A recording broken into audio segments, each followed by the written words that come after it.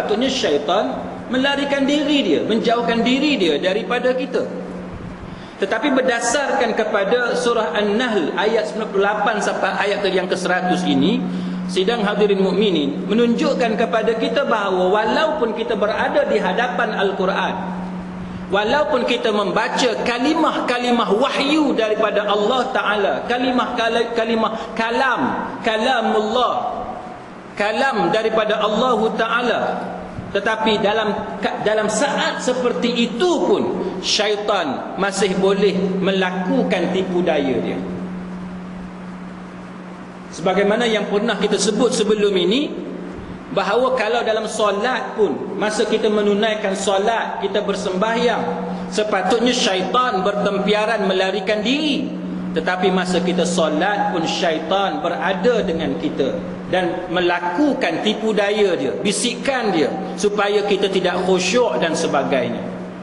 Maka sebab itu sidang hadirin mukminin, kita tidak hairan sebagaimana yang telah kita bincang sebelum ini, bagaimana As-Sisi yang menghafal Al-Quran pun Al-Quran tidak dapat memberikan manfaat kepada dia, kerana dia tidak mengamalkan Al-Quran yang dia hafal. Sebab itu bila kita membaca Al-Quran, maka Allah Ta'ala dia perintahkan kepada kita supaya membaca a'udzubillahi minasyaitonirrajim, supaya kita meminta perlindungan daripada syaitan. Maka soalannya ialah kenapa? Jawapannya ialah supaya apabila kita membaca Al-Quran, kita tidak mencampur adukkan ayat-ayat Al-Quranul Karim. Bila kita membaca Al-Quran, tidak berlaku kekeliruan kepada kita. Bila kita membaca Al-Quran, kita minta perlindungan daripada Allah agar syaitan dia tidak boleh memperdayakan kita, sehingga menyebabkan kita tidak dapat memahami makna Al-Quran. Itu yang disebut oleh Imam Ibn Kathir dalam tafsir Al-Azim dia. Maka daripada itulah tuan-tuan sekalian, bila kita baca Quran, perkara yang pertama hendaklah membaca Al-Quran mengikut peraturan dia. Itu nombor satu. Yang keduanya ialah bila kita membaca Al-Quran, janganlah bacaan Al-Quran itu menghalang kita daripada memahami makna Al-Quran. Sebab kalau kita hanya membaca Al-Quran, bacaan kita cantik dari segi tajwid dan sebagainya, dari suara dan lagu, tetapi kita tidak memahami makna, maka bagaimana mungkin untuk kita beramal daripada ayat-ayat yang kita baca. Baik. Kemudian selepas Allah Ta'ala kata fasta'iz billah, minta perlindunganlah dengan Allah minasyaitonir rajim, daripada syaitan yang direjam. Maka Allah Ta'ala sebut innahu laisa lahu sultanun, syaitan itu dia tidak ada kuasa ke atas siapa? Dia tidak ada kuasa ke atas alalladzina amanu, ke atas orang yang beriman. Kalau kita beriman, benar-benar beriman kepada Allah Ta'ala dalam arti kata yang sebenarnya, maka syaitan dia tidak ada kuasa ke atas kita. Wa ala rabbihim yatawakkalun, dan orang yang berserah kepada Allah Ta'ala, yang kita kata bertawakal kepada Allah Subhanahu Wa Ta'ala. Saya bagi satu contoh tuan-tuan sekalian. Tawakal, kalau tuan-tuan belajar hadis dan sebagainya, tuan-tuan akan jumpa satu contoh yang mana disebut bahawa seperti burung yang keluar pada waktu pagi. Dia keluar pada waktu pagi, dia tahu tak dia ada rezeki yang itu? Dia tak tahu. Dia keluar dalam keadaan perut dia kosong, dan ikut istilah kita manusia. Dia keluar dalam keadaan perut dia kosong, dia terbang, dia cari. Dan dia balik dalam keadaan dia kenyang, atau dia balik dalam keadaan dia bawa makanan untuk anak-anak dia yang sedang menunggu di sarang dia. Maknanya tuan-tuan, masa dia keluar tadi, dia tidak mengetahui apakah jenis rezeki yang dia perolehi pada hari itu. Dan dia tidak tahu kadar rezeki yang Allah Ta'ala tetapkan kepada dia. Tapi dia tetap keluar setiap pagi, dan dia balik bila menjelang senja, selepas selesai dia mencari rezeki. Itu yang dimaksudkan sebagai tawakal kepada Allah, sebagaimana tawakalnya burung yang keluar pada waktu pagi mencari rezeki. Sebagaimana kita pada hari ini tuan-tuan, kita berjuang untuk menegakkan agama Allah Ta'ala. Kadang-kadang manusia tidak mempedulikan dakwah kita.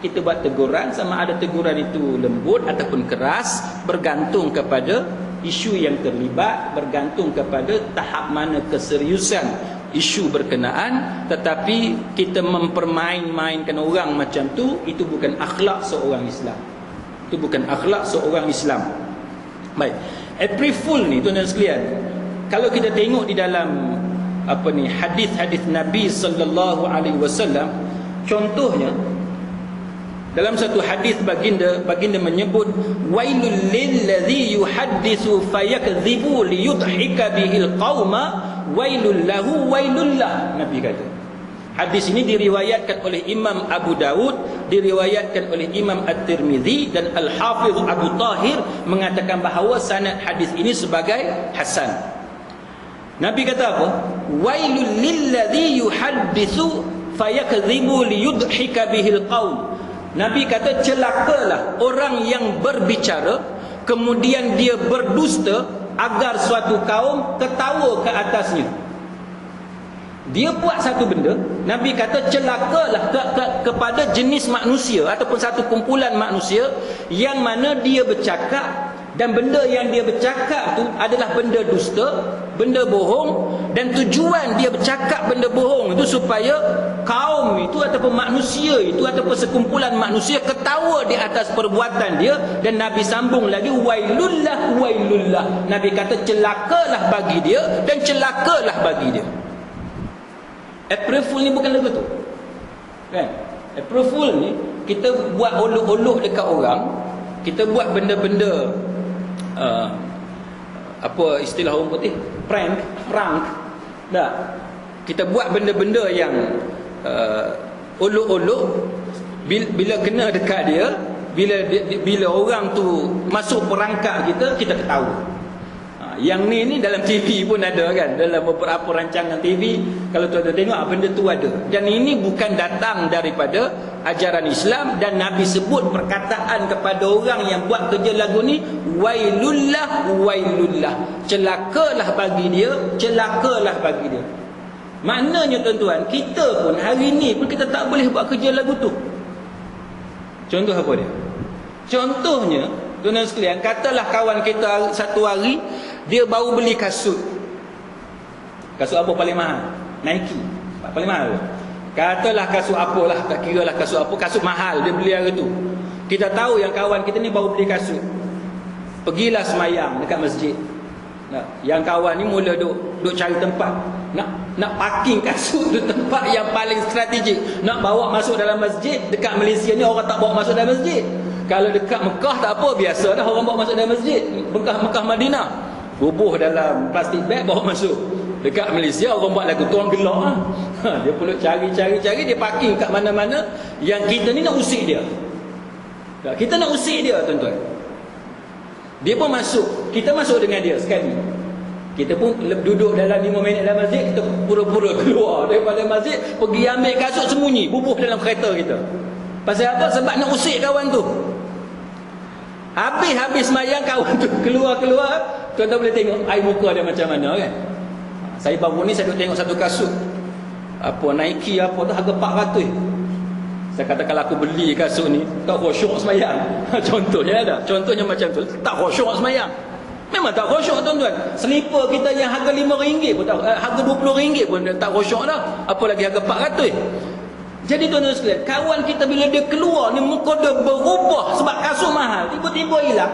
Kita pun dah gelak dekat, kita ketawa dekat dia, tuan-tuan sekalian. Maka itu termasuk dalam peristiwa yang bukan kita sahaja buat, tuan-tuan, tapi sahabat duk buat dan Nabi tegur perbuatan itu. Nanti kita akan jumpa hadis tu. Sahabat ni dia tidur tu, tuan-tuan sekalian ni, hak lain pergi ambil. Tadi dalam satu kisah lain dia ambil anak panah, dia ambil panah kawan tu, dia pergi sembunyi tempat lain. Kira nak bergurau macam itu pun, tuan-tuan sekalian, ditegur oleh Nabi sallallahu alaihi wasallam. Maka sebab itu, tuan-tuan sekalian, kita kena berhati-hati dalam perkara yang macam ni. Contohnya tuan-tuan sekalian, kita tengok dalam satu hadis yang lain, yang mana Nabi kita Muhammad sallallahu alaihi wasallam bersabda dalam hadis yang diriwayatkan oleh Imam Abu Daud, At-Tirmizi dan sebagainya, dan disebut bahawa hadis ini sebagai hadis yang sahih. La ya'khudhanna ahadukum mata'a akhihi la'iban wala jadda. Dia kata tidak boleh seseorang daripada kamu mengambil barang saudaranya sama ada untuk bermain-main, la'iban, ataupun secara serius. Tak boleh ambil barang, Nabi larang, tak boleh ambil barang saudara dia sama ada ambil betul-betul curi, tak boleh, ataupun ambil nak bergurau dengan dia, yang kita cerita tadi, tak boleh tuan-tuan sekalian. Itu dilarang oleh Nabi kita Muhammad sallallahu alaihi wasallam. Tak boleh. Pasal apa tak boleh? Tuan-tuan akan tengok bagaimana fatwa Syekh Yusuf Al-Qaradawi umpamanya. Tuan-tuan boleh tengok dalam fatwa Syekh Atiyah Saqar umpamanya. Syekh Atiyah Saqar adalah bekas pengurusi Lajnah Fatwa Universiti Al-Azhar. Mereka berdua ni tuan-tuan, ulama besar contemporary ni, mengatakan bahawa antara sebab Islam ni satu agama yang melarang kita buat benda-benda macam ni, selain daripada menipu ni perangai syaitan, selain daripada buat nyaya ke orang ni, mempermain-mainkan orang ni perangai syaitan, dia kata bahawa Islam ni satu agama yang sangat mementingkan kita melihat consequences daripada perbuatan kita, akibat benda yang kita buat. Apa dia akibat dia? Kalau saya tak sebut pun, tuan-tuan boleh tengok dalam YouTube berapa banyak video yang orang tunjuk bila bergurau ni akhirnya dia jadi benda lain. Macam-macam lah orang duk tunjuk macam mana bergurau tiba-tiba betul-betul jadi. Kadang-kadang kita bergurau tiba-tiba ada orang tak boleh terima benda tu, akhirnya menyebabkan perceraian suami isteri. Kadang-kadang kita bergurau, kita ingat kawan kita boleh terima bergurau macam tu, tapi kawan tu tak boleh terima, akhirnya menyebabkan adawah, menyebabkan perbalahan, permusuhan dan sebagainya, sakit hati, tersinggung. Maka sebab itu Islam ni satu agama yang sangat mementingkan kepada kita melihat natijah daripada perbuatan yang kita buat tu. Baik, umpamanya tuan-tuan sekalian, kalau kita tengok dalam hadis Imam Abu Daud dan sebagainya, dia mengatakan bahawa waman akhadha 'asa akhihi falyaruddaha. Dia kata siapa yang ambil tongkat saudaranya, maka hendaklah dia mengembalikannya. Maknanya buat orang lain takut pun tuan-tuan sekalian tak boleh, walaupun tujuan itu adalah untuk bergurau senda. Contoh apa dia? Kita bergurau tuan-tuan dengan kawan kita, kita buat hantu. Siapa yang ikut kuliah saya pernah cerita kan, kita buat hantu, kita usik. Yang macam kawan saya duk buat tu, sekolah asrama dah tepi pantai, angin kuat, gantung bantal golek yang diselimutkan dengan kain cadar putih, ikat betul-betul bagi nampak bulat macam kepala kan, gantung tinggi antara pagar gelanggang tenis belah kanan tu dengan pokok belah kiri, jalan raya letuk tengah. Angin kuat, pantai belah Penang angin tak kuat, pantai belah Terengganu tuan-tuan boleh tahu angin cukup kuat. Hantu tu memang real, dia melayang, betul-betul melayang. Para ulama dia bincang benda-benda macam ni tuan-tuan, sebab hadis ni dia cerita bahawa tak boleh buat. Maka para ulama dia bincang kenapa tak boleh buat.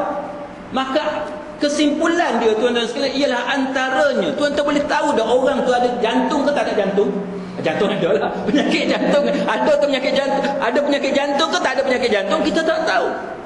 Mungkin orang tu ada darah tinggi kecil sikit-sikit, tak apa. Kalau darah tinggi yang kronik macam mana kan? Ada orang dia tak boleh terkejut, ada orang dia tak boleh happy sangat, seronok sangat pun tak boleh. Kita pun pelik, ada juga orang tak boleh happy sangat kan? Tapi manusia ni macam-macam. Maka perbuatan kita yang bergurau macam tu menakutkan orang. Walaupun kita bukan berniat jahat, kita berniat baik. Niat baik macam mana? Nak bergurau, nak seronok. Tapi kita tak tahu bahawa adakah permainan yang kita buat tadi kemudiannya berakhir dengan elok atau berakhir dengan tidak elok. Maka benda-benda yang macam ni tidak dibenarkan dalam agama. Sebab dia boleh menyebabkan permusuhan, dia boleh menyebabkan kematian, dia boleh menyebabkan kecederaan, dia boleh menyebabkan sakit hati, tersinggung dan sebagainya. Maka sebab itu Islam ni satu agama, dia sangat-sangat mementingkan benda-benda macam ni. Termasuk tuan-tuan sekalian, disebut dalam satu hadis Abu Daud, Imam Ahmad dan sebagainya, dan para ulama hadis mengatakan hadis ini sebagai hasan. Dia kata la yahillu li muslimin an yurawwi'a muslima. Dia kata tidak halal bagi seorang muslim menakut-nakutkan muslim yang lain. Tak boleh. Jadi tuan-tuan, kalau tuan-tuan biasa duk apa ni, menakut-nakutkan anak kita, tu jangan duk buat kerja tak gitu. Jangan duk buat. Jadi sikap kita orang Melayu yang sekarang pun masih ada, yang menakut-nakutkan anak, dia tutup lampu, dia kata hantu dia kata. Perbuatan macam tu adalah satu perbuatan yang termasuk dalam hadis ni. Sama ada kita menakut-nakutkan itu, kita serius sebab nak suruh anak kita cepat-cepat turun semayang dan sebagainya, ataupun kita bermain-main dengan anak-anak kita, pun tak dibenarkan dalam agama. Baik. Macam itulah juga tuan-tuan sekalian, bahawa kita melakukan perbuatan-perbuatan lain sehingga menyebabkan tuan-tuan Imam Abu Daud ni tuan-tuan tahu kan, seorang ulama hadis yang menyusun kitab hadis, dan dia dalam kitab sunan dia tuan-tuan sekalian, dia bawa hadis-hadis dan dia kumpulkan dalam satu tempat untuk menceritakan bab siapa yang ambil barang orang lain dalam dengan niat untuk bermain-main, niat untuk bergurau senda, sampai tahap tu tuan-tuan sekalian. Maka bagi sesiapa yang pernah buat benda-benda macam ni, maka hendaklah dia meminta maaf kepada saudaranya dan memperbanyakkan taubat kepada Allah Subhanahu Wa Taala, sebab dia dikira sebagai satu perbuatan yang menyalahi perintah agama. Baik. Sebab itu saudara-saudari muslimin muslimat sekalian, April Fool ni satu benda yang dilarang dalam agama. Selain daripada tu, muslimin muslimat sekalian, dalam agama ni yang dibolehkan kita menipu hanyalah dalam beberapa perkara, termasuk perkara yang membabitkan perbalahan antara suami isteri. Kita nak damaikan mereka. Termasuk dalam peperangan, kita boleh tipu musuh. Takkan dalam peperang kita nak cakap jujur pula kan. Tambah-tambah dengan Amerika. Amerika tu nak cakap jujur dengan dia, mampu tak menang sampai sudah. Tapi tuan-tuan, dekat Malaysia ni, ni kita selit sikit. Dekat Malaysia ni tuan-tuan sekalian, sebab tu saya selalu cerita kepada tuan-tuan bahawa fiqh ni tuan-tuan kena kuasai. Fiqh tuan-tuan kena kuasai. Tuan-tuan kena faham betul-betul. Saya pernah cerita dekat tuan-tuan bahawa dalam fiqh dia ada hukum asal dengan hukum yang boleh berubah. Hukum asal apa dia yang biasa saya sebut kepada tuan-tuan. Contohnya minum air kopi, kan? Minum air kopi, hukum asal dia adalah harus. Tapi bagi setengah orang yang memang tak boleh minum air kopi sehingga menyebabkan kemudaratan kepada kesihatan dia, maka hukum untuk dia tu berbeza. Dia berbeza. Dan hukum dia sama ada makruh ataupun haram, dia bergantung kepada tahap kemudaratan yang akan berlaku kepada dia. Sama juga tuan-tuan sekalian, ada orang kata, ustaz, teori konspirasi ni kita tak boleh duk dengar sangat, tak boleh bincang. Ya, hukum asalnya macam itulah. Sama juga orang duk cakap rumus kita tak boleh dengar. Ya, hukum asal dia macam tu. Tapi dekat Malaysia tuan-tuan special. Dekat Malaysia banyak dah jadi rumus more reliable than official statement. Betul tak? Khabar angin tu dalam banyak kejadian di Malaysia, ada ketikanya tuan-tuan sekalian lebih more reliable. Boleh pandai bahasa Inggeris, bahasa Melayu tak pandai lah. Maknanya kita lebih boleh percaya kepada khabar angin berbanding dengan kenyataan rasmi. Banyak dah jadi tuan-tuan. Ni yang terbaru ni, yang kapal terbang, nampak gayanya makin lama makin nak serupa macam khabar angin. Tu masalah dia tuan-tuan. Tapi pihak berkuasa kata jangan spekulit. Mana jangan buat spekulasi. Memanglah kita tak mau buat spekulasi, tapi masalahnya perangai hang tu daripada dulu lagu tu lah. Benda hak betul hang cakap tak betul. Akhirnya apa jadi? bila terkeluar fakta-fakta, kemudiannya barulah kita mengetahui cerita sebenar. Dan cerita sebenar tu kita tengok, bila kita compare balik, serupa dengan khabar angin. Itu masalah. Kemudian kenyataan rasmi ni makin lama makin nampak bohong, makin lama makin nampak bohong, makin lama makin kontradik antara satu sama lain, menyebabkan rakyat tidak lagi percaya kepada pihak berkuasa. Bukan salah kita, tuan-tuan, salah pihak berkuasa yang mengamalkan sikap sebegitu rupa. Jadi sebab itu, tuan-tuan, dalam hukum agama ni dia ada hukum asal dan dia ada satu hukum yang mana dia boleh berubah dengan sebab faktor-faktor tersendiri yang ada kepada keadaan pada masa itu. Baik. Muslimin muslimat sekalian, kalau kita tengok dalam Al-Quran umpamanya, dia ada satu ayat yang menceritakan kepada kita sebab apa kita menipu ni tak boleh. Umpamanya kita tengok dalam surah, siapa yang ada smartphone dia boleh tengok, dalam surah yang ke-9. Surah yang ke-9, kalau tuan-tuan nak tengok contohnya ayat yang ke-77, saya ambil jis. Dia kata, a'udzubillahi minasyaitonirrajim, fa'aqabahum nifaqan fi qulubihim ila yaumi yalqawnahu bima akhlafullaha ma wa'aduhu wa bima kanu yakdzibun. Akibatnya Allah Ta'ala menimbulkan perasaan munafik dalam hati mereka berkekalan hingga ke masa mereka menemui Allah Subhanahu wa Ta'ala. Sebab apa? Sebab mereka telah memungkiri apa yang mereka janjikan kepada Allah, dan juga kerana mereka sentiasa berdusta. Jadi para ulama bila dia berbincang tentang masalah hukum April Fool ni, tuan-tuan sekalian, kenapa dia haram? Maka benda asasnya ialah kerana pembohongan yang dibuat. Dan pembohongan itu para ulama mengaitkan dengan sifat munafik, sebagaimana dalil yang ada dalam Quran dan dalil yang ada dalam hadis-hadis Nabi, termasuk daripada ayat yang kita bacakan ini, yang mana Allah Ta'ala sebut sendiri bahawa Allah Ta'ala menimbulkan perasaan munafik dalam hati mereka, dan perasaan munafik itu ada dalam hati mereka itu secara berkekalan. Dia duduk lama dalam hati dia tu, dan sampai akhirnya sampai mereka mati menemui Allah Subhanahu wa Ta'ala. Sampai tahap tu.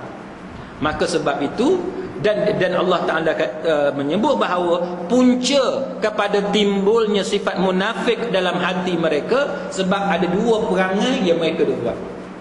Nombor satunya ialah sebab mereka ini selalu memungkiri janji mereka dengan Allah Subhanahu wa Ta'ala, dan nombor duanya kerana mereka selalu cakap bohong. Ada seorang cikgu, tuan-tuan, dia hampir-hampir dikenakan tindakan. Sebab apa? Dalam pepatah Melayu, apa, siakap senohong gelama ikan duri, betul? Bercakap bohong lama-lama jadi pencuri. Satu cikgu ni, dia ni selalu duduk berceramah lah, dijemput oleh sekolah-sekolah untuk berceramah. Tak tahulah dia niat nak bergurau ke, ataupun dia memang nak kenen siapa-siapa ke. Dia pergi ubah sikit, dia kata bercakap bohong lama-lama jadi menteri. Bercakap bohong lama-lama jadi menteri. Baik, tuan-tuan sekalian, benda yang dia ucap ni bukan kata salah, sinikal, kan? Sinikal maknanya dia menyindir perbuatan menteri, perbuatan orang besar yang selalu mungkir janji, selalu cakap bohong dan sebagainya. Tapi dia nasib baik kerana tidak dikenakan tindakan, tapi hampir-hampir kena tindakan. Jadi kalau tuan-tuan nak cakap lagu tu, tuan-tuan kena kerja sendiri macam saya lah. Kerja sendiri macam saya, tak ada siapa nak kenakan tindakan. Kalau yang kena tindakan pun AJK panggil saya. Siapa yang berani panggil saya, dia yang kena. Kan? Tapi saya tak kena tindakan. Sebab apa? Sebab saya kerja sendiri. Kan? Saya kerja sendiri. Saya tidak ada bos, yang bosnya saya sendiri, maka saya tidak ada sebarang masalah, tidak ada pertukaran dan sebagainya. Tapi bagi sesiapa yang bekerja makan gaji dengan kerajaan dan sebagainya, maka dia terikat kepada beberapa perkara yang menyebabkan dia tak boleh nak cakap tanpa mengambil kira beberapa faktor yang sensitif.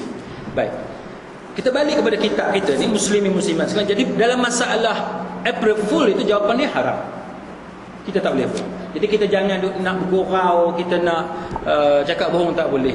Tapi kalau tuan-tuan kata, ustaz, saya nak bergurau dengan isteri saya, boleh tak? Bergurau dengan isteri tu dia masuk tajuk lain. Dia masuk tajuk lain. Contohnya isteri kita, tapi bukan April Fool lah. Bukan April Fool. Kalau isteri kita semangat ni tuan-tuan, dia ajak kita pergi beli minyak wangi. Kita dah lah pergi shopping malas. So cari minyak wangi pula lagilah malas. Dia pun pilihlah minyak wangi, ada 3-4 jenis, 3-4 botol tuan-tuan sekalian. Balik rumah malam tu 4 botol tu dia semua dekat tu. Hak wangi lah sekali jadi pening. Kita jadi pening tuan-tuan. Kemudian dia akan tanya, abang saya wangi tak? Kalau tuan-tuan jawab tak wangi, agak-agak lah tuan. Nangislah kawan tu. Duit dah habis dah 200-300 ya beli minyak wangi kan. Jadi adakah salah bila kita kata, oi wangi ya, padahalnya pening kepala. Adakah salah kita bercakap bohong? Tak salah. Itu termasuk dalam perkara yang dibenarkan oleh Nabi kita Muhammad sallallahu alaihi wasallam. Sama sebagaimana kalau tuan-tuan tengok ada suami isteri yang bergaduh dan tuan-tuan ada kepakaran, ada strategi, ada plan macam mana nak damaikan mereka berdua, dan tuan-tuan menggunakan cara cakap bohong. Cakap bohong kat suami dia, cakap bohong kat isteri dia, akhirnya dua-dua tu jadi baik. Maka itu tidak termasuk dalam dosa, malah perbuatan itu termasuk dalam perkara yang mendatangkan pahala kerana kita menyelamatkan rumah tangga kawan kita. Itu antara perkara yang kita perlu faham tuan-tuan sekalian. Baik. Muslimin muslimat sekalian, berbalik kepada kitab kita ini, maka dia kata dalam ayat yang seterusnya, Imam Ibn Taymiyah dia bawa surah An-Nisa ayat yang ke-76. A'udzu billahi minasyaitonir rajim. Alladzina amanu yuqatiluna fi sabilillah walladzina kafaru yuqatiluna fi sabilit taghut faqatilu awliya asy-syaitan inna kaidasy-syaitani kana dha'ifa. Dia kata, dan orang-orang, Allah Ta'ala sebut, dan orang-orang yang beriman, yang berperang pada jalan Allah, dan orang-orang kafir berperang pada jalan taghut. Sebab itu perangilah kawan-kawan syaitan itu, kerana sesungguhnya tipu daya syaitan itu adalah lemah. Baik, dalam ayat ni, yang pertama dia kata golongan yang beriman. Dan perkataan yang dia guna yuqatilun, maknanya perang. Tak? Yang berperang. Beza antara orang yang beriman dengan golongan yang kafir ini ialah cara dia berperang. Kalau istilah kita sekarang ni kita kata kaifiat. Kan? Kaifiat dia, cara dia berperang. Orang yang beriman dia berperang fi sabilillah, pada jalan Allah Ta'ala. Manakala bagi golongan kafir yuqatiluna fi sabilit taghut, dia berperang pada jalan taghut. Taghut ni dia ada beberapa makna. Antara makna taghut ialah melampau. Tagha. Itu antara makna taghut ataupun tagha. Taghut ni juga dia boleh didatangkan dengan makna syaitan. Kan? Dia berperang di atas jalan syaitan. Maka muslimin muslimat sekalian, yang pertamanya, ada orang kata bahawa Islam ni satu agama yang ditegakkan dengan pedang. Kita sebagai orang Islam ni berusaha menafikan bahawa Islam tidak ditegakkan di atas mata pedang, tapi ditegakkan dengan hikmah. Menyebabkan hari ini tuan-tuan sekalian, orang Islam kalau boleh tak mau dikaitkan dengan terorisme, dengan keganasan. Dan kita kata kita bukan pengganas. Sehingga akhirnya kita punya takut, fobia dengan perkataan terorisme, dengan perkataan teroris, terorisme dan sebagainya tuan-tuan sekalian. Akhirnya segala bentuk kekerasan kita tak mau terlibat. Apa jadi tuan-tuan? Sekarang ni yang menguasai senjata yang melakukan kekerasan atas dunia hari ini adalah Amerika, dan menyebabkan orang-orang Islam berada dalam ketakutan sebab mereka dalam keadaan lemah. Sebab tu tuan-tuan, bila orang tanya saya kata sebenarnya tuan-tuan, walaupun saya tak setuju Islam ni, memanglah Islam tidak ditegakkan di atas tidak ditegakkan dengan pedang. Betul, Islam tidak ditegakkan dengan pedang. Islam tidak ditegakkan dengan kekerasan. Tapi tuan-tuan, apa makna dia? Kita kena faham betul-betul. Adakah semua jenis kekerasan Islam tak terlibat? Tak. Dalam beberapa keadaan Islam menggunakan kekerasan.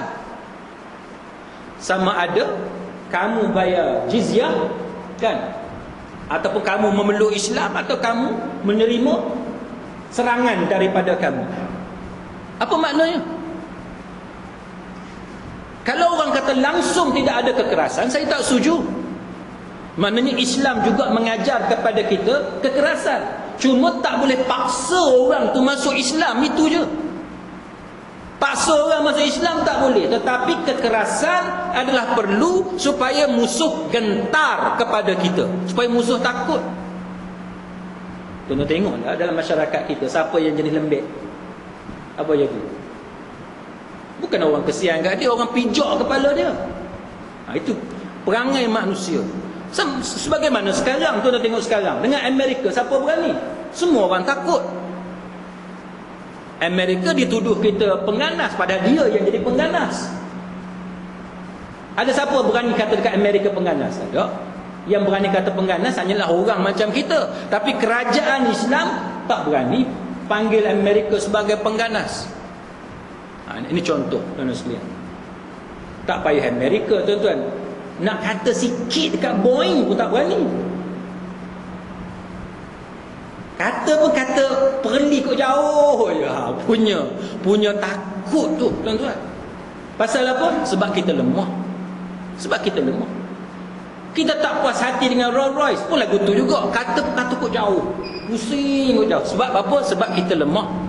Kan? Sebab kita bergantung kepada dia dan sebagainya. Banyaklah masalah yang berlaku dalam masyarakat kita hari ini yang menyebabkan kita hari ini, tuan-tuan sekalian, bila orang tuduh kekerasan dan sebagainya, pengganas, keganasan dan lain-lain, menyebabkan kita orang Islam menjauhkan diri daripada senjata, menjauhkan diri daripada kekerasan. Akhirnya kekerasan itu digunakan oleh musuh Islam untuk menakut-nakutkan orang Islam, dan akhirnya orang Islam dalam keadaan lemah dan mengikut telunjuk kuasa-kuasa besar dunia pada hari ini.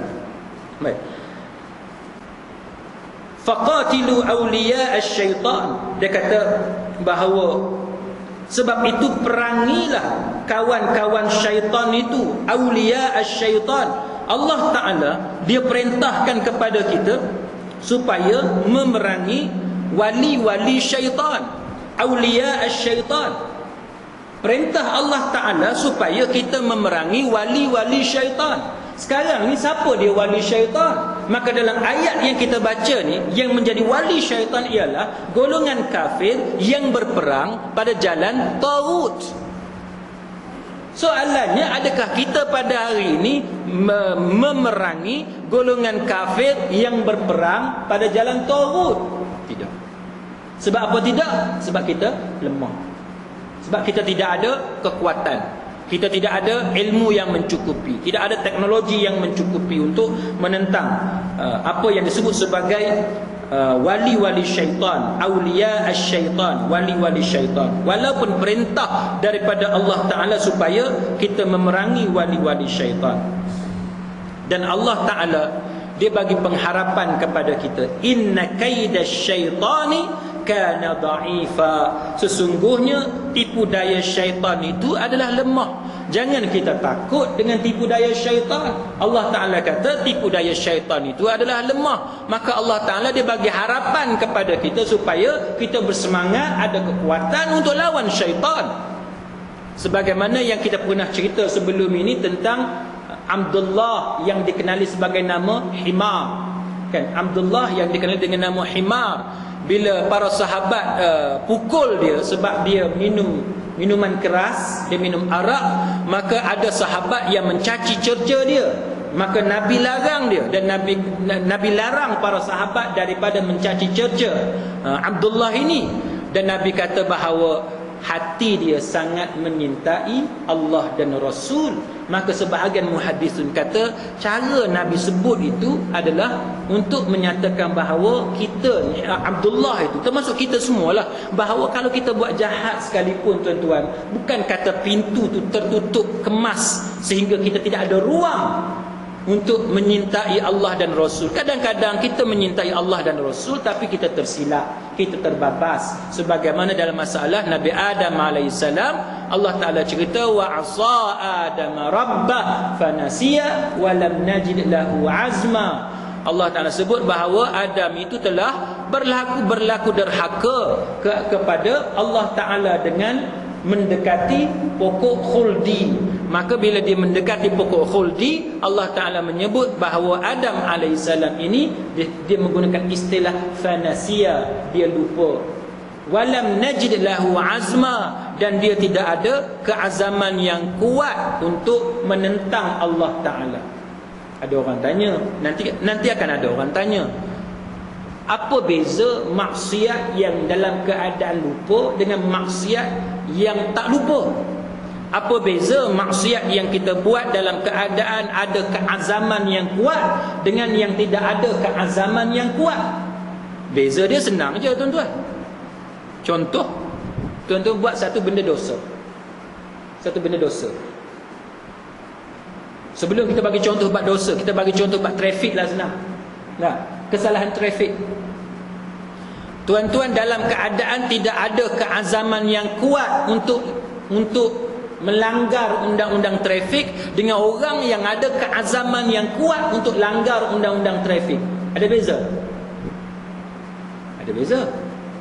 Orang yang tidak ada keazaman yang kuat, masa lampu merah tu, dia nak langgar lampu merah tu, macam mana orang yang tidak ada keazaman yang kuat?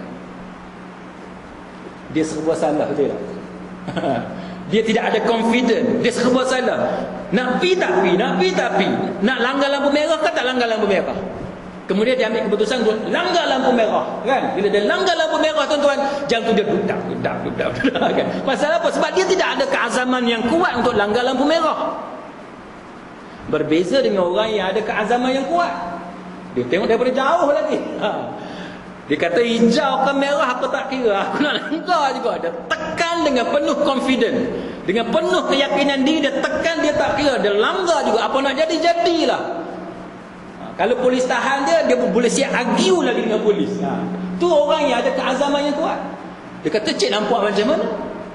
Cermin kereta saya mungkin matahari terpancar, cik tak nampak kereta. Dia boleh berdebat lagi dengan polis trafik. Tapi kalau orang yang tidak ada keazaman yang kuat, oh cik minta maaf lah cik, ada pun cikgu, Datuk minta maaf lah Datuk, saya tak sengaja. Ni kali pertama saya buat, padahal banyak kali dah. Kan? Itu perangai orang yang tidak ada keazaman yang kuat. Itu contoh yang mudah. Lain macam hardcore criminal, kan? Penjenayah tegar ataupun penjenayah profesional berbanding dengan penjenayah amatur. Macam kita ni amatur lah, kita jenis tak pernah menipu orang, tu baru nak belajar menipu. Orang boleh perasan, orang boleh tahu. Macam mana orang boleh tahu? Orang tengok anak mata, orang tahu dah. Bila bercakap dia pandang orang lain, kan? Dia nampak serba salah. Sebab kita tidak ada keazaman yang kuat untuk menipu. Tapi bagi orang yang profesional, dia boleh bercakap dengan mata dia, dengan riak muka dia, dengan body language dia. Dia boleh yakinkan kita bahawa benda dia cakap tu betul, padahal tipu. Itu contoh. Sama dengan maksiat. Maksiat ni tuan-tuan, apa contoh maksiat yang paling mudah? Maksiat yang paling mudah yang kita boleh bagi contoh, tinggal semayang. Tinggal semayang. Bagi orang yang tidak ada keazaman yang kuat tuan-tuan untuk lawan Allah, untuk buat maksiat, dia saja malas semayang macam tu je. Bila isteri dia tegur ataupun suami dia bagi nasihat kat dia, dia kata memanglah, dia kata kan berdosa-dosa besar, tak apalah. Dia kata lain kali dia tak buat lah. Itu nada suara orang yang tidak ada keazaman yang kuat. Tapi kalau orang yang ada keazaman yang kuat tuan-tuan untuk lawan Allah Ta'ala, untuk tinggal semayang, kita bagi nasihat kat dia macam-macam. Dia kata kat kita, semayang buat apa? tu dekat Mahkamah Syariah Bukit Pentajam tuan-tuan. Mahkamah Syariah Bukit Pentajam, isteri ni dia filekan perceraian ke atas suami dia. Sebab apa? Sebab suami dia tak mau sembahyang. Dan antara kata-kata suami dia ni ialah suami dia kata, buat apa sembahyang? Melayu ni, buat apa sembahyang? Dia kata Cina yang tak sembahyang, kaya raya tak ada apa pun. Itu orang yang ada keazaman yang kuat untuk buat maksiat. Maka dia beza. Sebab itu tuan-tuan sekalian, kita orang Islam hari ni memanglah kita buat dosa. Saya buat dosa, tuan-tuan buat dosa. Tetapi bezanya ialah kita tidak ada keazaman yang kuat untuk menentang Allah. Maka itu beza antara wali syaitan dengan wali Allah. Wali Allah ni orang yang beriman, orang yang tetap di atas landasan yang benar. Kalau dia buat silap sekalipun, dia hanya buat silap kerana dia cuai, kerana dia leka, bukan kerana dia mempunyai semangat yang kuat untuk menentang Allah. Tetapi wali syaitan, dia seorang adalah manusia yang buat maksiat, bergelumang dengan maksiat, dan bila kita bagi nasihat dekat dia, dia akan lawan kita balik dan dia akan bercakap dengan percakapan kufur sebagaimana iblis menentang Allah Taala. Itu contoh tuan-tuan sekalian. Baik. Kemudian daripada ayat ini, akhir sekali tuan-tuan sekalian, dalam surah Al-Kahfi ayat yang ke-50, Imam Ibn Taymiyah dia bawa kita kembali kepada peristiwa iblis. Dia kata wa idh qulna lil malaikati isjudu li adama fasajadu illa iblis kana minal jinni ni fafasaqa an amri rabbih afatattakhidunahu wa dhurriyyatahu awliya'a min duni wa hum lakum aduwwum bi'sa lizzalimina badala. Allah Ta'ala kata, dan ingatlah ketika kami berfirman kepada para malaikat, sujudlah kamu kepada Adam, maka sujudlah mereka kecuali iblis, dan dia adalah dari golongan jin. Ni pernah kita bincang dalam satu kuliah masalah iblis ni, adakah dia jin atau dia malaikat? Adakah dia jin atau dia malaikat? Golongan yang kata iblis itu adalah malaikat kerana dia berpegang kepada ayat, iaitu kalau tuan-tuan tengok, siapa yang berkesempatan nanti dia boleh cek balik, dalam ayat ni pun ada, dia kata wa idh qulna lil malaikati isjudu, kan? Ingatlah ketika mana kami berfirman bagi perintah kepada malaikat. Perintah apa? Sujud kepada malaikat, kan? Kepada malaikat li Adam, untuk sujud kepada Nabi Adam. Fasajadu, semua tu sujud, illa iblis, kecuali iblis. Maka sebahagian ulama dia kata bahawa iblis ni daripada malaikat. Sebab perkataan tu ialah Allah Ta'ala perintahkan malaikat, maka semua tu sujud kecuali iblis. Maka sebab tu dia kata iblis ni sebahagian daripada malaikat. Pendapat yang kedua yang mengatakan bahawa no, dia kata iblis bukan sebahagian daripada malaikat. Sebab contohnya ayat ni dengan jelas Allah Ta'ala menyebut illa iblis, kecuali iblis, kana minal jin, dia daripada jin. Jadi bila tuan-tuan tengok nas yang macam ni, tuan-tuan nak ambil yang mana?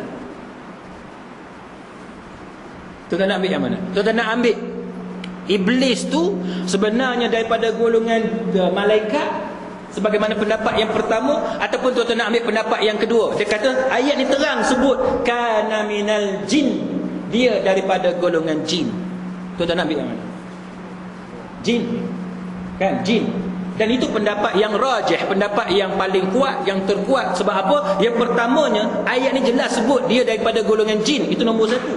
Nombor dua, tuan-tuan sekalian, para ulama, para mufassirun, dia membincangkan bahawa sikap ataupun kriteria, ciri yang ada kepada malaikat ialah dia takkan sama sekali lawan Allah Ta'ala. Itu ciri malaikat.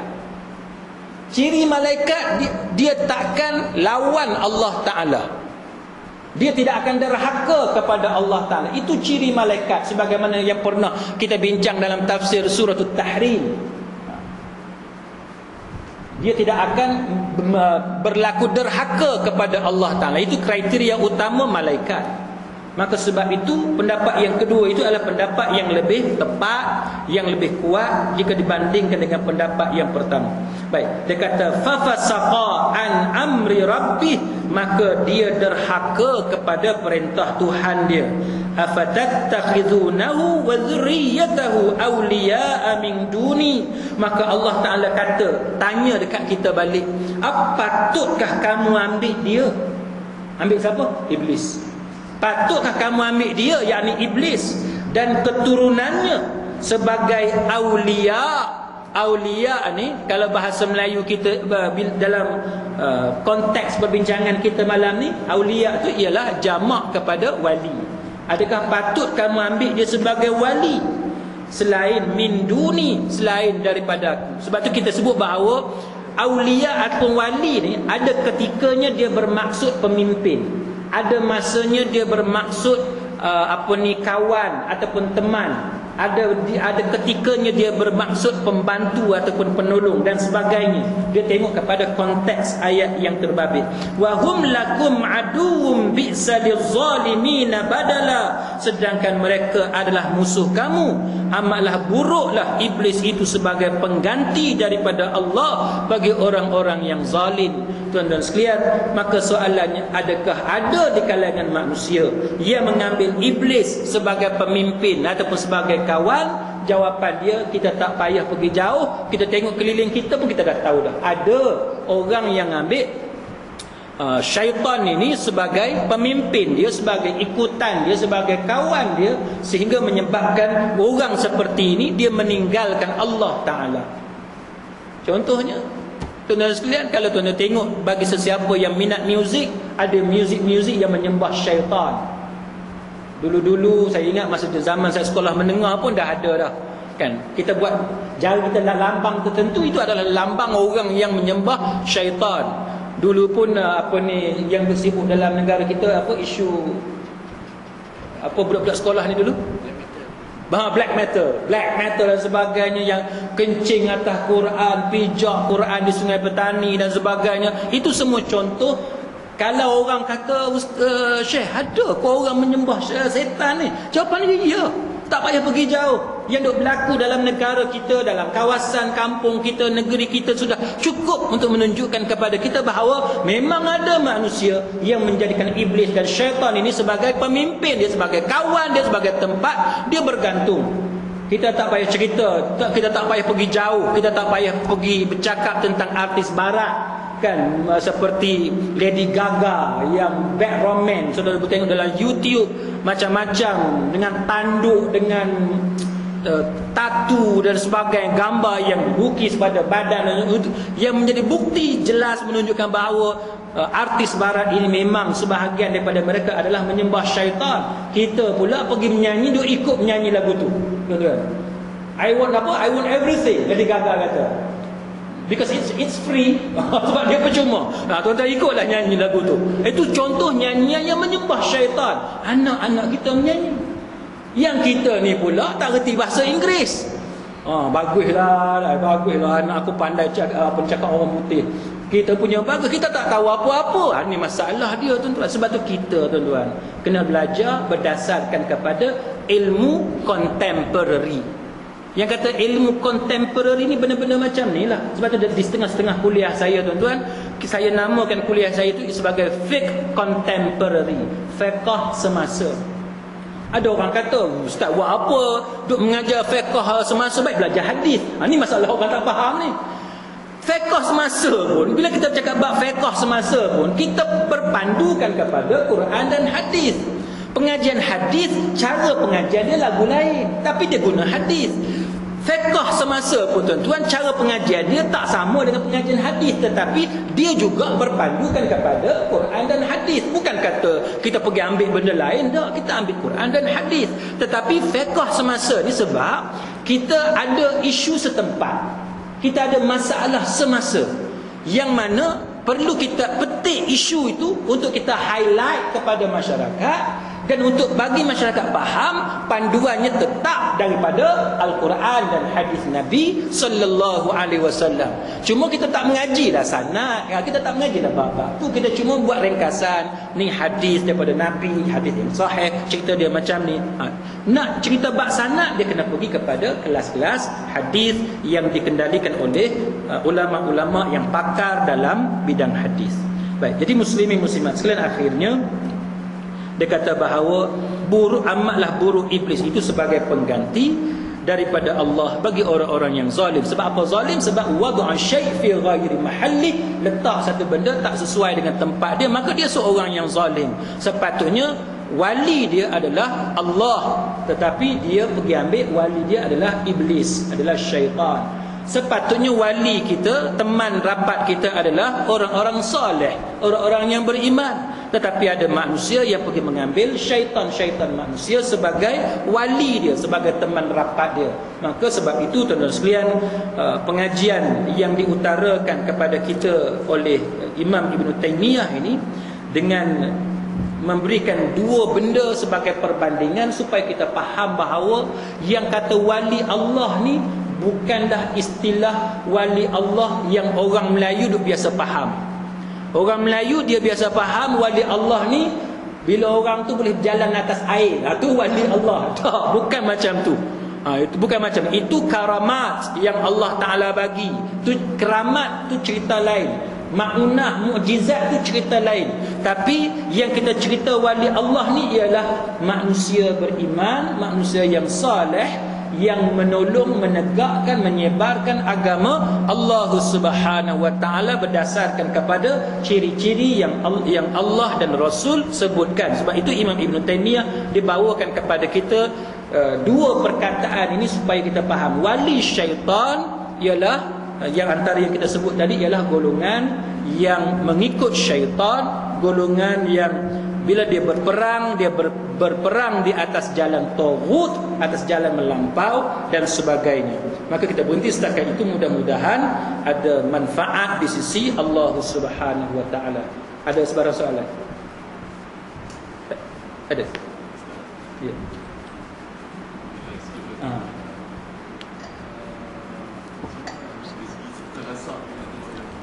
Suka lasak.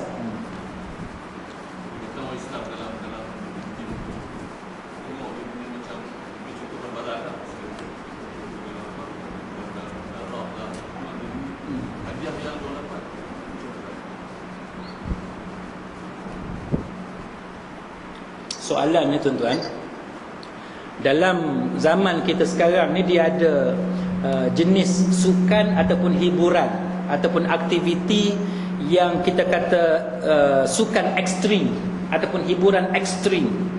Ekstrim ni tuan-tuan faham lah, benda yang melampau lah. Melampau tu dengan erti kata contohnya terjun tempat tinggi dengan ada tali dan sebagainya, ataupun menggunakan darah, makan benda-benda yang pelik-pelik lah, sebagaimana yang tuan-tuan pun tahu apa yang dimaksudkan. Maka apakah hukum dia? Termasuk macam terima hadiah, kan, terima hadiah dan sebagainya.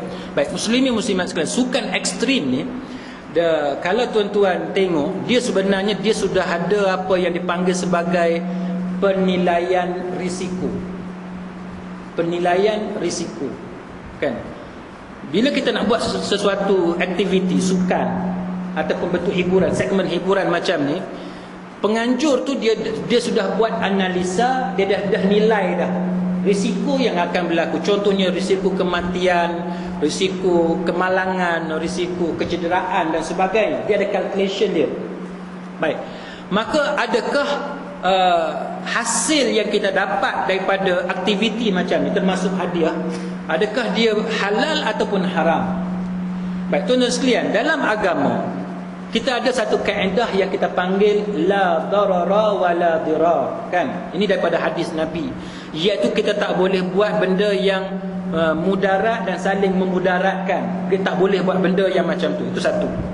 Yang kedua, kalau dalam Quran Allah Ta'ala sebut dengan jelas, wala tulqu bi aidikum ila tahlukah, jangan kamu campakkan diri kamu dalam kebinasaan dengan usaha kamu sendiri, dengan tangan kamu sendiri.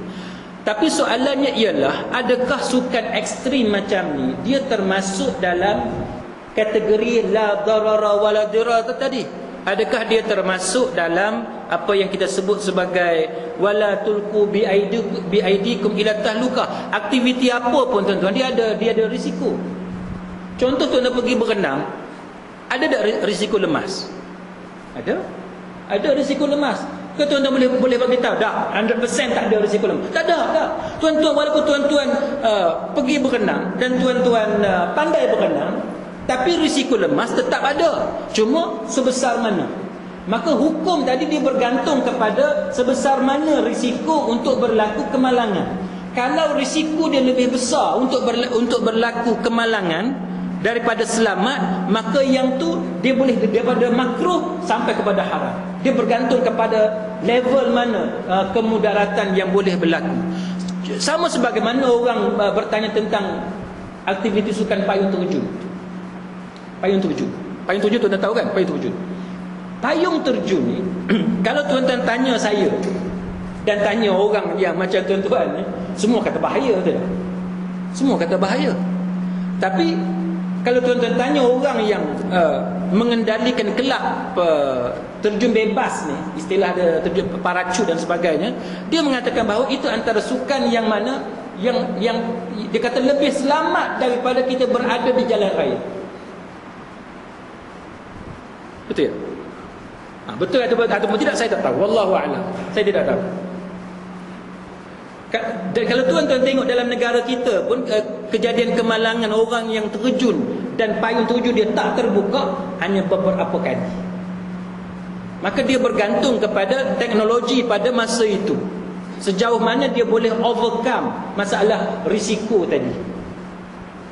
Tetapi bagi saya benda ni lebih kepada fake. Tuan-tuan tanya para ulama akan bagi pelbagai pandangan yang berbeza. Tapi kalau insurans daripada awal tak cover. Kalau tuan-tuan nak pakai hukum insurans, maknanya apa? Mana insurans ni tak berani nak cover. Dia termasuk dalam perkara yang kebarangkalian untuk mati tu besar.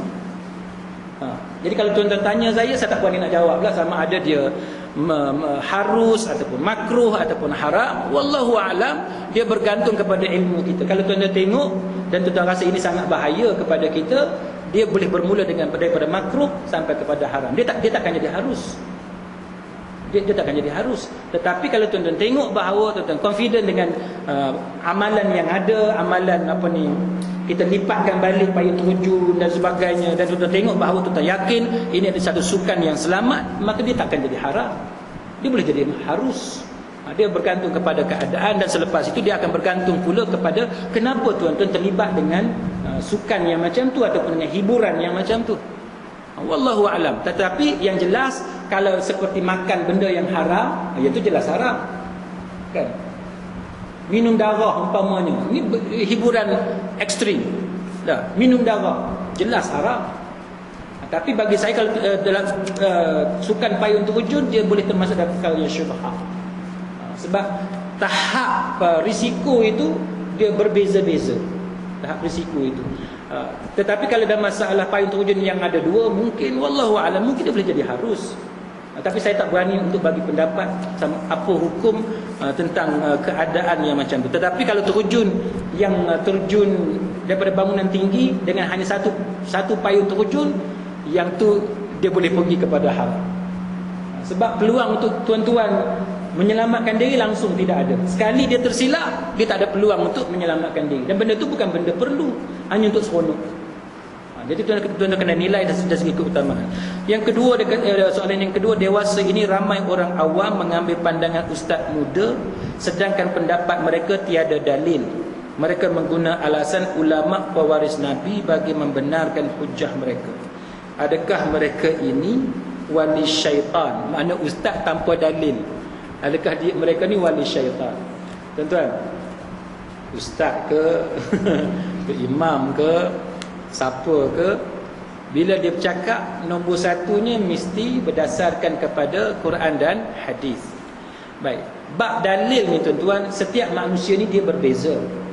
Ada manusia yang Allah Ta'ala anugerahkan kepada dia daya ingatan yang sangat kuat. Sehingga bila dia bercakap, dia boleh sebut satu-satu dalil. Satu-satu dalil dia boleh sebut. Maka orang ni adalah orang yang paling tepat untuk kita belajar dengan dia. Sebab dia punya presentation dia tu, bila dia buat penyampaian tu, dia boleh sebut satu-satu dalil. Kan? Dia tak perlu rujuk kepada laptop. Saya kena bawa laptop. Kan? Dia tak perlu bawa buku. Dah. Dia boleh cakap dengan sebegitu fasih. Itu satu contoh. Ada juga manusia yang mana tahap ingatan dia tidak kuat. Bila orang tanya dia dalil, dia tak boleh bagi dalil. Cuma dia boleh pastikan benda yang dia bercakap itu tidak bercanggah dengan Quran dan hadis. Baik. Tuan-tuan sekalian, orang yang macam ni, orang yang dia tak boleh sebut dalil, tapi benda yang dia cakap itu daripada Quran dan hadis, maka itu dia bukan wali syaitan. Dia bukan berada pada jalan syaitan, dia bukan berkawan dengan syaitan. Sebab apa? Sebab dia hanya tak boleh nak petik hadis, dia tak boleh petik ayat Quran, tapi dia tahu bahawa benda yang dia ajar ni datang daripada Al-Quran. Contoh katalah Allah Ta'ala bersemayam di atas arash. Kan? Allah Ta'ala bersemayam di atas arash. Tapi dia nak sebut ayat Quran tu dia tak ingat. Matan ayat Quran tu, teks Quran tu dia tak ingat. Surah mana pun dia tak ingat. Ayat mana pun dia tak ingat. Tapi dia boleh sebut, dia tahu Allah Ta'ala ni bersemayam atas arash. Ataupun dia kata ambil air semayang ni ada 4 anggota wudu. Kan? Basuh muka, basuh tangan sampai siku, kemudian sapu kepala, akhir sekali dengan basuh kaki sampai buku lali. Tapi kalau orang tanya ayat mana, dia kata dia kena balik cari. Adakah itu salah? Itu tidak salah. Kan? Sebab dia bercakap sesuai dengan Quran, sesuai dengan hadis Nabi. Yang tak boleh ialah dia reka. Yang tu tak boleh. Dia kata ada dalam Quran. Contohnya apa dia? Semayang 5 waktu ada dalam Quran. Padahal mana ada semayang 5 waktu dalam Quran? Tak ada. Semayang 5 waktu dalam hadis. Maka itu tak boleh. Sebab dia berdusta atas nama Allah. Berdusta atas nama Nabi pun tak boleh. Apatah lagi berdusta atas nama Allah. Semayang 5 waktu dengan subuh, zuhur sampai kepada isyak disebut dalam hadis, tapi tak disebut dalam Al-Quran. Kalau dia kata itu dalam Quran, maka dia berbohong atas nama Allah Ta'ala. Maka itu dia akan jadi wali syaitan. Sebab dia atas jalan taghut. Sama juga bila dia nak cerita sesuatu dalil. Bila dia nak cerita sesuatu dalil, dia mesti bila dia nak cerita tentang sesuatu hukum, dia mesti sesuai dengan dalil. Tetapi kegagalan dia menyebut dalil tidaklah menyebabkan dia menjadi wali syaitan. Kecuali dia mencipta dalil ataupun dia mengeluarkan satu hukum yang bertentangan dengan dalil, maka barulah dia menjadi wali syaitan. Wallahu a'lam. Ya. Macam fear factor tu dia makan benda kotor. Fear factor sama juga tuan-tuan. Dia makan benda yang kotor. Baik. Kotor ni apa maksud kotor? Kan? Apa maksud kotor? Kalau kotor itu ialah kotor yang dimaksud ke kotor itu dihukum kotor oleh agama, mana sebagai najis dalam agama, mana agama kata haram, maka itulah benda yang haram. Tapi kalau kotor itu dengan maksud kita je yang rasa jijik, kita je yang rasa jijik, tapi dia tidak haram, maka boleh kita makan. Sebab kita je yang rasa kotor, tapi dia tidak kotor di sisi agama. Tuan-tuan akan tanya, Ustaz, ada ke? Kan? Ada ke? Ada. Contohnya benda apa? Yang benda yang tuan-tuan rasa jijik, tuan-tuan rasa kotor, tapi sebenarnya boleh kita makan. Boleh? Bagi satu contoh. Tuan-tuan tahu perut ikan? Perut ikan tahu? Perut ikan khilaf ulama boleh makan ke tak boleh makan. Perut ikan bilis tak apa. Perut ikan bilis memang dia kecil, dia dimaafkan. Perut ikan tu para ulama terbahagi kepada 2, sama ada boleh makan ke tak boleh makan. Itu contoh mudah lah. Bagi tuan-tuan yang berpegang bahawa perut ikan tu haram, tak boleh makan lah, najis. Apa dia? Sama ada perut ikan tu najis ataupun tidak najis. Baik. Bagi siapa yang berpegang bahawa perut ikan tu najis, maka haram dia makan lah, haram lah kan. Tapi bagi sesiapa yang berpegang perut ikan tu tidak najis, tengok perut ikan lah, tak selera kan, tak selera. Tapi itu mungkin contoh macam tu, contoh yang agak melampau. Sebab bagi kita di Malaysia ni, perut ikan najis. Kita di Malaysia, perut ikan kita kata najis. Baik, tak apa. Saya bagi contoh yang kedua, daging yang tak dimasak. Daging yang tak dimasak. Ayam beli dekat kedai, tiba-tiba ustaz jalan ni, dia ambil, dia tuan-tuan tengok, Allah menyesal aku mengaji dengan dia. Contohnya lah, contohnya kita tengok, kita geli lah. Mana ada orang makan ayam mentah macam tu. Tapi haram tak dia makan ayam mentah? Haram? Tak haram. Tidak haram tuan-tuan makan ayam mentah. Cuma kita je kata, ish dia ni, kita rasa, sebab kita rasa jijik, kita rasa kotor. Bagi kita yang bersihnya, kita pergi balik basuh dulu, kita masak bagi dia, masak daging tu, masak, lepas tu bagi bubur macam-macam, ni nak buat kuah dia, itu baru kita makan. Ni pergi makan mentah ni, kita kata ni hantu ke Dracula. Kan? Tapi adakah dia haram? Dia tidak haram. Dia tidak haram. Dan banyaklah contoh-contoh lain. Contoh apa lagi?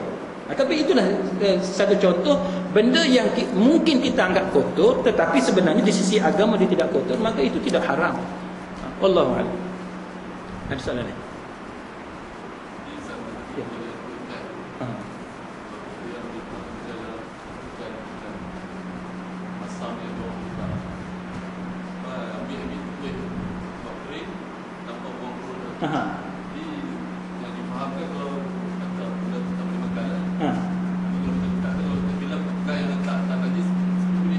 Boleh. Disebab gini, sebab dalam hadis Nabi sebut apa yang boleh makan? Yang dalam laut. Dalam laut tu boleh makan. Maknanya dia apa? Bila tuan-tuan belajar usul fiqh, tuan-tuan dekat masjid ni ada kuliah usul fiqh, ada? Usul fiqh. Ada. Bila tuan-tuan belajar usul fiqh, tuan-tuan akan belajar bab apa? Bab am dengan khas.